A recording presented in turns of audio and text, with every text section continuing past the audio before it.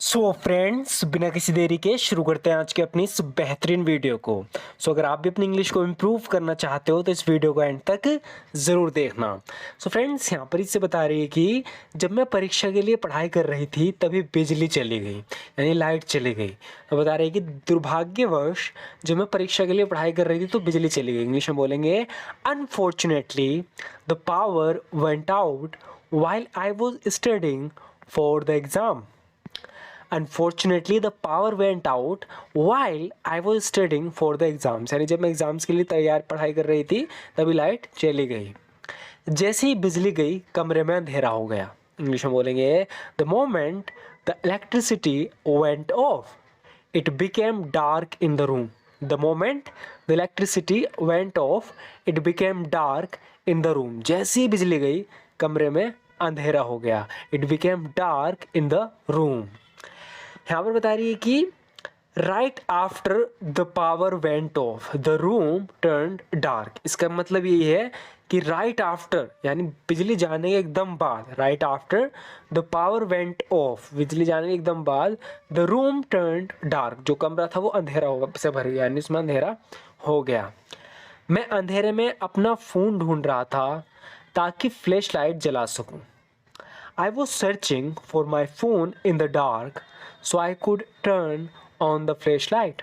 I was searching for my phone in the dark so I could turn on the flashlight. यानी मैं अंधेरे में क्या ढूंढ रहा था? अपना फ़ोन ढूंढ रहा था ताकि मैं इसकी flashlight जला सकूं. I was searching for my phone in the dark so I could turn on the flashlight. आगे बता रहे हैं कि फ़ोन की बैटरी कम होने के कारण उसकी फ्लैशलाइट चालू नहीं हो सकी। Due to the low battery of the phone its flashlight couldn't function. जैसे ये फ्लैशलाइट थी वो फंक्शन ही नहीं कर रही थी क्योंकि बैटरी बहुत कम थी मोबाइल की। Due to the low battery of the phone its flashlight couldn't function.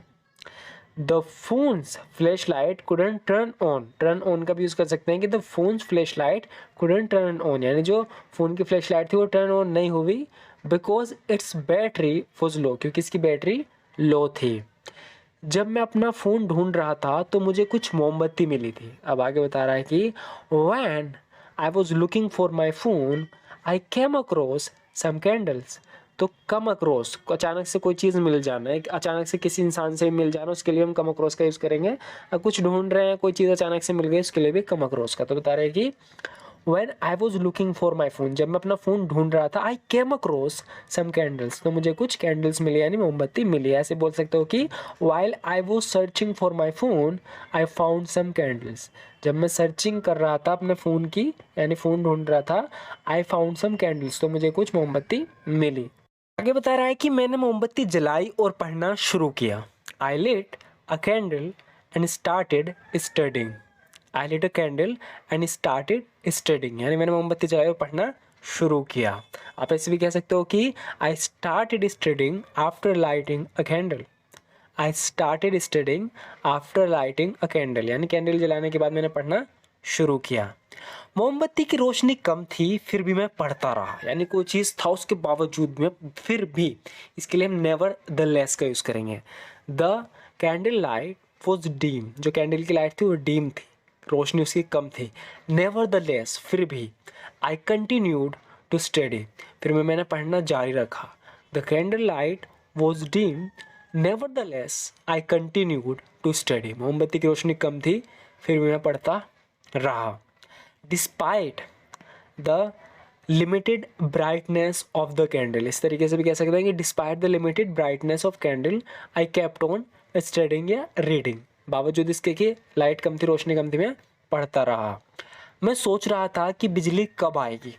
English में बोलेंगे I was wondering when the electricity would come. I was wondering when the electricity would come, यानी मैं सोच रहा था कि बिजली कब आएगी।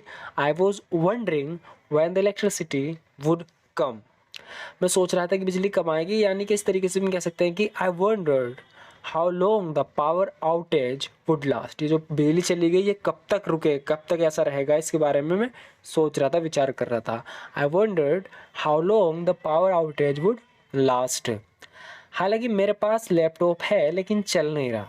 कह रहा है कि मैं लैपटॉप से भी पढ़ सकता था बता रहा है कि हालांकि लैपटॉप तो है मेरे पास लेकिन वो चल नहीं रहा। तो इंग्लिश में बोलेंगे although I have a laptop it's not working. Although I have a laptop it's not working, हालांकि मेरे पास लैपटॉप है लेकिन चल नहीं रहा। Although I have a laptop it's not working. I do have a laptop, जब हम जोर दे के कहते हैं तो हम डू हटा के हम ऐसे भी कह सकते हैं कि आई हैव अ लैपटॉप, हमारे पास लेकिन कभी कभी हम जोर देते हैं कि आई डू हैव अ लैपटॉप, यानी मेरे पास लैपटॉप है बट इट्स नॉट फंक्शनिंग, लेकिन वो फंक्शन नहीं कर रहा, काम नहीं कर रहा, it's not working. I do have a laptop but it's not functioning, या although I have a laptop it's not working, हालांकि मेरे पास लैपटॉप है वो चल नहीं रहा। मैं बिना लाइट के भी लगन के साथ पढ़ता रहा। इंग्लिश में बोलेंगे I continued studying with dedication even without a light.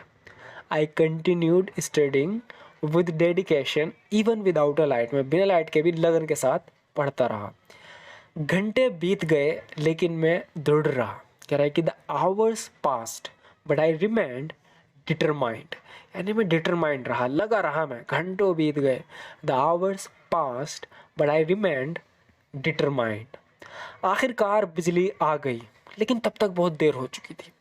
कह रहा है कि इवेंचुअली, इवेंचुअली का मतलब होता है आखिरकार, eventually the power came back, आखिरकार लाइट आ गई but it was too late, लेकिन बहुत लेट हो गया था जब तक। Eventually the power came back but it was too late. ऐसे भी कह सकते हो कि इवेंचुअली की जगह आप ऐसे बोल सकते हो at last the power return but by then a lot of time had passed. At last यानी अंत में जाके द पावर रिटर्न, जो पावर थी वो रिटर्न हुई यानी आ गई, बट बाय देन लेकिन तब तक अ lot of time had passed, बहुत समय बीत चुका था, क्योंकि तब तक मेरे सोने का समय हो गया था। Because by then it was time for me to sleep, because by then it was time for me to sleep, क्योंकि तब तक मेरे सोने का समय हो गया था।